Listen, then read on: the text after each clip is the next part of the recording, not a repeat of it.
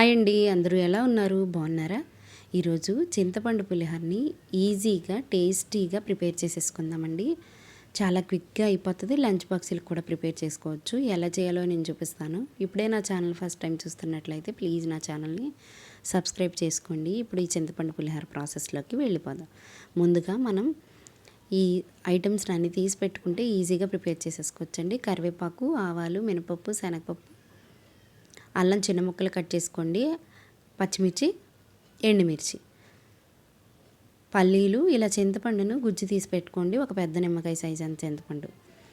ఇప్పుడు ఒక ముక్కుడు పెట్టేసుకుని దానిలో ఒక 3 టేబుల్ స్పూన్ ఆయిల్ వేసేసుకుందాం. ఆయిల్ హీట్ అయినాక పల్లీలు వేసుకుందామండి. పల్లీలు, కొంచెం జీడిపప్పు కూడా వేసేసుకుని మీడియంలో పెట్టుకుని ఫ్రై చేసుకోండి. ఇలాగా కొంచెం ఫ్రై అయిపోయింది కదా, ఇలా బాగా ఫ్రై అయిపోయినాయి కదా, తీసేసుకుందాం పక్కకి. ఇదే ఆయిల్లో మనం అన్నీ పక్కన పెట్టుకున్నాం కదండి, ఆ ఐటమ్స్ అన్నీ వేసేసుకుందాం. మీరు కారం తక్కువ తింటే పచ్చిమిర్చి, ఎండుమిర్చి కొంచెం తగ్గించుకుని వేసుకోండి.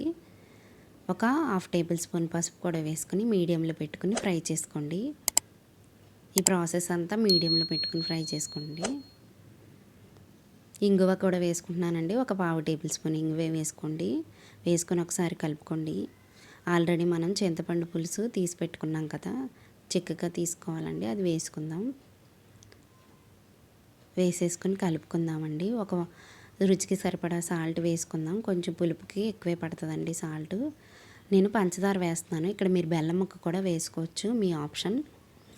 వేసేసుకొని ఒకసారి కలిపేసుకుని మీడియంలో పెట్టేసుకోండి. మీడియంలో పెట్టుకుని ఒక 5 మినిట్స్ ఉడికించుకుంటే రెడీ అయిపోతుందండి పులుసు. ఇలాగో ఆయిల్ అంతా తేలిపోయింది. ఇప్పుడు పులుసు రెడీ అయిపోయినట్టే.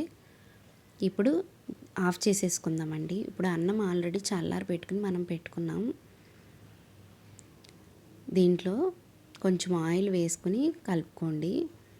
ఆ తర్వాత ఇలా చింతపండు మనం రెడీ చేసుకున్న మిశ్రమాన్ని వేసేసుకుందాం. చింతపండు గుజ్జుని ఎంత పడుతుందో అంత వేసేసుకుని ఒకసారి గట్టితో కలుపుతున్నానండి. చల్లారితే కనుక మీరు చేతితో కలుపుకోండి. చేతితో కలిపితే చాలా టేస్టీగా ఉంటుందండి. ఇప్పుడు ఒక స్పూను ఆవుపిండి వేస్తున్నాను. ఆవుపిండి వేస్తే చాలా బాగుంటుందండి. వేసేసుకొని బాగా కలిపేసుకుందాము. ఇప్పుడు ఆల్రెడీ మనం పల్లీలు, జీడిపప్పు వేయించి పక్కన పెట్టుకున్నాం కదా, అవి కూడా వేసుకుని చేతితో ఒకసారి కలుపుకుంటున్నానండి. సాల్ట్ సరిపోతే ఇక్కడే చెక్ చేసుకుని వేసుకుని కలుపుకోండి. ఇలా కలిపేసుకుని ఒక గిన్నెలో వేసి ఇలా నొక్కి పెట్టుకోవచ్చు, లేదంటే ఇలాగా పళ్ళెంలోనే వేసుకుని నొక్కి పెట్టుకుని మూత పెట్టుకోండి. 1 గంట తర్వాత తినండి, చాలా బాగుంటుంది. ఇలాగ నొక్కి పెట్టడం వల్ల పులిహోర అంతా కూడా మగ్గుతుందండి, చాలా టేస్టీగా ఉంటుంది. పులిహోర రెడీ అయిపోయిందండి. మీరు అందరూ కూడా తప్పకుండా ట్రై చేయండి. ట్రై చేసి ఎలా వచ్చిందో కామెంట్ పెట్టండి. ఇలా ఈజీగా టేస్టీగా చేసేసుకోవచ్చు. వీడియో నచ్చితే ప్లీజ్ లైక్ చేయండి, సబ్స్క్రైబ్ చేసుకోండి. Thank you.